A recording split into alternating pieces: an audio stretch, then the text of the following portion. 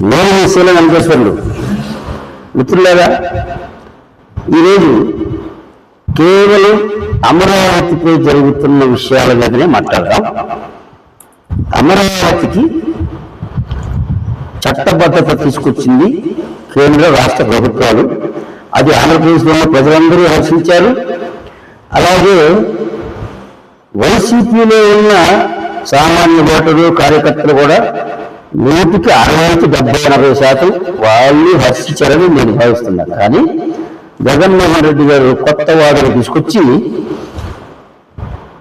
మాజీ గన్ అని మచిలీపట్నం, విజయవాడ, గుంటూరు కలిపి మాజీ గన్ అనే పెట్టుకోపోయారు అని అన్నాడు. ఇప్పుడే గారు జగన్మోహన్ రెడ్డి గారు మొట్టమొదటి నుంచి కూడా 2014లో చంద్రబాబు అధికారంలోకి వచ్చిన దగ్గర నుంచి మొదలుపెట్టి 2019 ఎన్నికల్లో మళ్ళీ జగన్మోహన్ రెడ్డి గెలిచేంత వరకు అమరావతి రాజధాని నేను అక్కడ ఇల్లు పెట్టుకున్నాను, అసలు 30 రకాలు ఉండాల్సింది అసెంబ్లీలో మాట్లాడాడు. వాళ్ళ అనుభవంతో ప్రతి ఒక్కరికి చెప్పించాడు, వాళ్ళ నాయకులందరూ చెప్పారు. అసలు నేను నా మైండ్లో, నా బుర్రలో ఉంది అమరావతి ఎలా డెవలప్ చేయాలో. చంద్రబాబు నాయుడు బుర్ర లేదు, అందుకే 5 ఏళ్ళు వేస్ట్ చేశాడు. నేను అసలు అద్భుతంగా కడతాను, నా ఇల్లుగా అక్కడ కట్టుకున్నానని చెప్పాడు. కానీ అధికారంలోకి వచ్చిన 6 నెలలు తిరక్కముందే మూడు రాజధాని చెప్పి ఆ ముచ్చటోడు పెట్టి ప్రజలను మాత్రం ఇబ్బందులు పెట్టిన మాట వాస్తవం. ప్రజలందరూ కూడా ఎందుకు అసలు గెలిపించామా అనుకున్నారు. ఇవన్నీ ఆయన పట్ల, ఎందుకంటే ఆయన వచ్చిన దగ్గర నుంచి సరే కరోనా 1 సంవత్సరం ఉంది, అది యాక్సెప్ట్ చేస్తాం. తర్వాత ప్రజలు ఇబ్బందులు పడుతున్నారు అన్న విషయం గమనించకుండా నాకు 150 సీట్లు వచ్చాయి, నేను ప్రజలు డబ్బులు ఇస్తున్నా. ఈ యొక్క బీసీ ఎస్సీలకు ఎప్పుడు డబ్బులు ఇస్తున్నాను కదా, వీళ్ళ ఓట్లు వెళ్ళిపోతే నాకు నేను గెలిచేది నేనే మళ్ళీ శాశ్వతంగా 30 ఉంటా అనుకున్నాడు.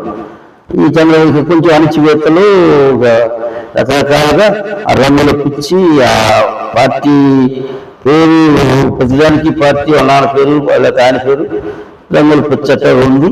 అలాగే ఆ పాత పురాతన నాటి పేర్లు కూడా మార్చేసి తన పేర్లు పెట్టుకున్నాడు. కానీ రాజధాని విషయంలో మాత్రం నిర్వీర్యం చేసి అడవి పండిసారి ఎడారి అన్నారు, అది ఒక శ్మశానం అన్నారు.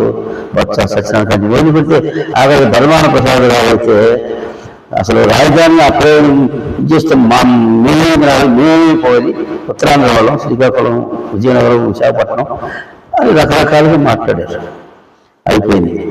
ఎన్నికలు వచ్చి 2020 పార్టీ ఓడిపోయిన తర్వాత అప్పుడు మీరు చెప్పి మారుతారేమో వైసీపీ నాయకులు. జగన్మోహన్ రెడ్డి ముఖ్యంగా మారుతాడు, ఎందుకంటే 3 రాజధానులు వాళ్ళు వెళ్ళారు, ఒక రాజధాని చెప్పి ఈ మిగిలిన పార్టీ వెళ్ళారు. కాబట్టి ఎవరు గెలిచేది మామూలు విషయం. అంతకుముందు 151 సీట్లు జగన్కిస్తే ఇప్పుడు కూటమికి 164 ఇచ్చి వీళ్ళకి 11 సీట్లు మాత్రం ఇచ్చారు.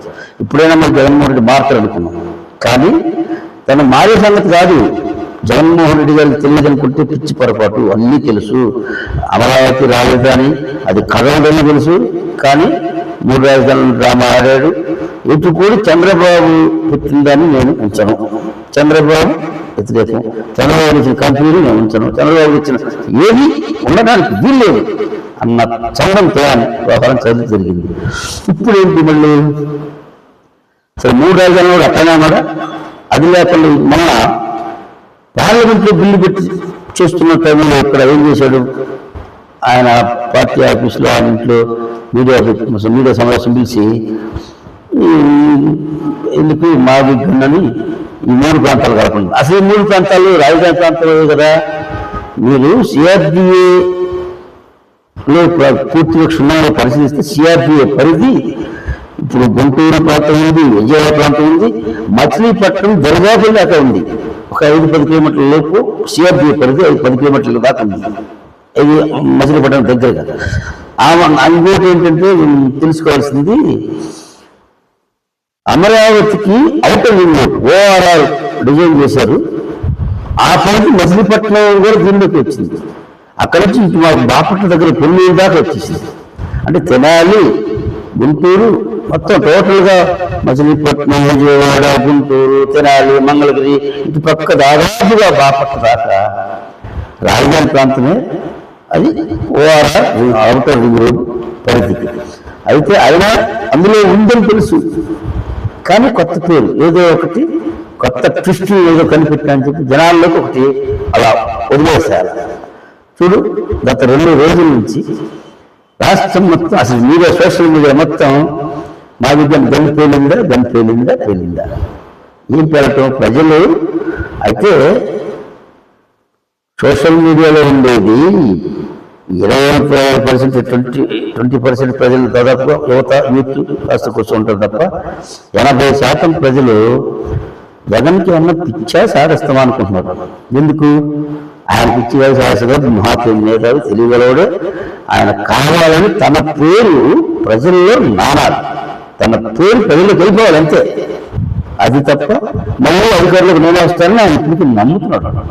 వస్తాడా రాడా అదంతా ఎన్నికలప్పుడు ఆయన విధానాలు ఏమొస్తాడు, వేరే పార్టీలు ఏమొస్తాయి, కొత్త పార్టీలు ఏమొస్తాయి, ఇలా కూటమిగా ఇంకోటి 3వ ప్రత్యామ్నాయం వస్తుందా, ఆ 3వ ప్రత్యామ్నాయం కోసం మేమంతా కూడా చిన్న చితక పార్టీలన్నీ బీసీ సంఘాలన్నీ కలిపి మేము తయారు చేసిపోతున్నాం.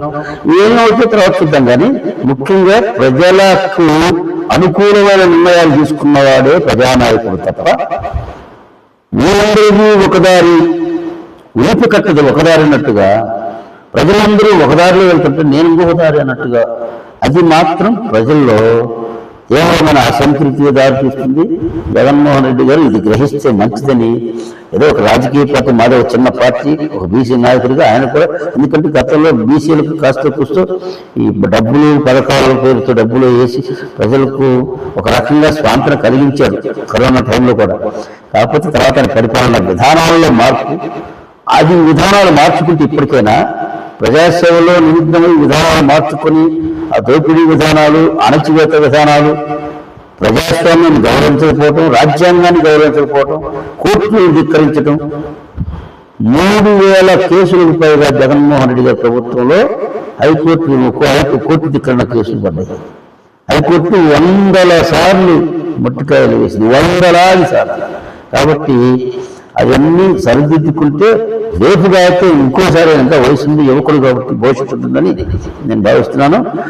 ముఖ్యంగా రాజధాని విషయంలో మాత్రం అమరావతి రాజధాని, ఆంధ్ర రాజధాని అమరావతి. దానికి ఒక చరిత్ర ఉంది, 2000 సంవత్సరాల నాటి చరిత్ర ఉంది, కాకతీయుల నాటి నుంచి ఉంది.